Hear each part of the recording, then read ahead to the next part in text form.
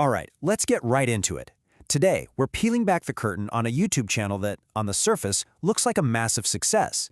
But when forensic investigators took a closer look, they uncovered a story that's a whole lot darker. First things first, let's just get a sense of scale here.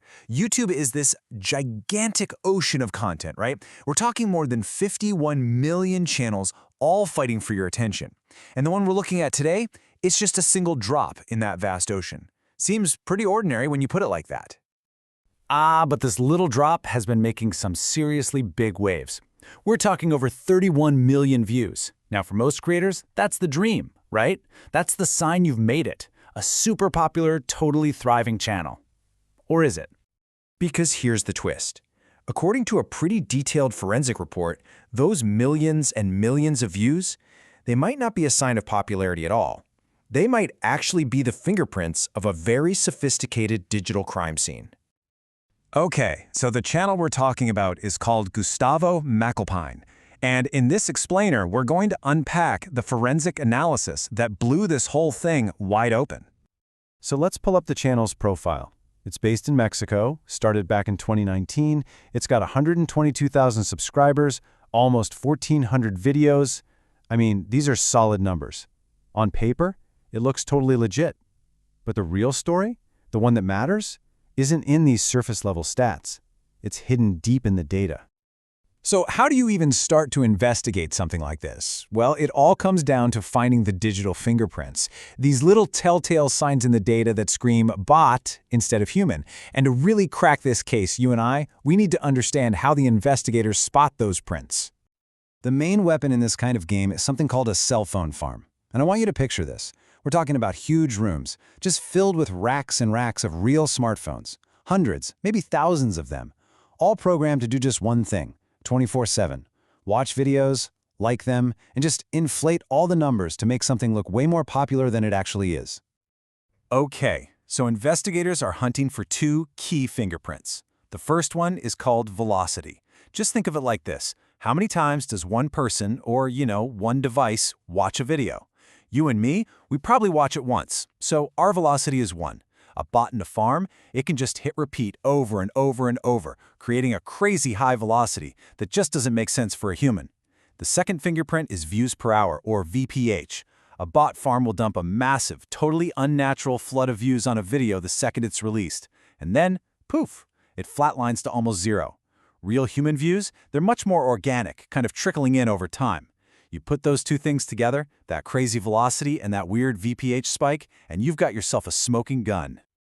All right, now that we know what to look for, let's open up the evidence file. The investigators dug into about 300 of this channel's videos, and the patterns they started seeing, well, they were pretty much impossible to ignore. Right off the bat, they flagged 78 different videos as high risk. So this wasn't just a one-off thing or some weird glitch. No, this was a clear, systematic pattern happening over and over again across a huge chunk of the channel's library. And this is where it gets really interesting. What were these 78 videos about? Was it gaming? Funny cat videos? Nope. A staggering 89% of them were all about politically charged topics and accusations of corruption. This wasn't random. It points to a very deliberate strategy.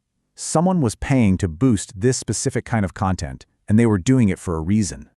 And when you look at the data side by side, it's just undeniable. Let's take two videos from this channel. On one side, you've got a high-risk political video.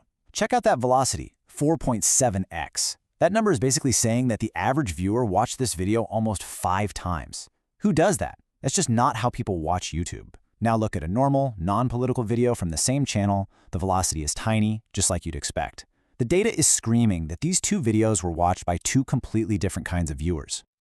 Okay, so we're starting to understand the how. They're using bot farms, but that just leads to the million-dollar question, right? Why? Running an operation like this isn't cheap. It costs real money, so there has to be a pretty big financial reason to do it. And the motive the forensic report points to is, well, it's as old as crime itself, money laundering. And it's actually a pretty clever, simple cycle when you break it down. Step 1, you take your dirty money from whatever illegal source and you use it to pay for the cell phone farms. Step 2, those farms then generate millions and millions of fake views on your videos. And step 3, YouTube sees all those views, thinks your channel is super popular, and pays you clean advertising revenue. It's a high-tech way to wash dirty money. And we're not talking about small potatoes here. The scale of this is huge. Just those 78 high-risk videos we mentioned, they racked up an estimated 5.3 million fake views. This wasn't some kid in a basement. This was a major industrial-scale operation. And those 5.3 million fake views, they translate into real, cold, hard cash. Investigators ran the numbers and estimated that this channel could be pulling in as much as $766,000 a year. That amount is just worlds beyond what a channel this size would ever make organically. And there it is. There's your powerful financial motive. So, after connecting all the dots, from the weird digital fingerprints all the way to the massive financial payout, the investigators were ready to give their final verdict on the Gustavo McAlpin channel. And their conclusion? It was crystal clear. I'm quoting directly from the report here. They said the viewing patterns are, quote, impossible for humans, requiring thousands of devices. There was just no way to explain this data with real people watching videos. It wasn't even a possibility. In the end, it all boiled down to one single damning number. The forensic experts concluded there is an 88% probability that this channel is using cell phone farms to inflate its views as part of a money laundering scheme. 88%! That's about as close to a sure thing as you can get in an investigation like this. So what happens now? Well, the report laid out some clear next steps. They recommended subpoenaing YouTube to get IP data on where these views are coming from, doing a full-blown audit of all the channel's ad money, and getting in touch with authorities in Mexico to see about potential legal action. So yeah, this investigation is likely far from over. You know, this whole case leaves you with a really big question, doesn't it?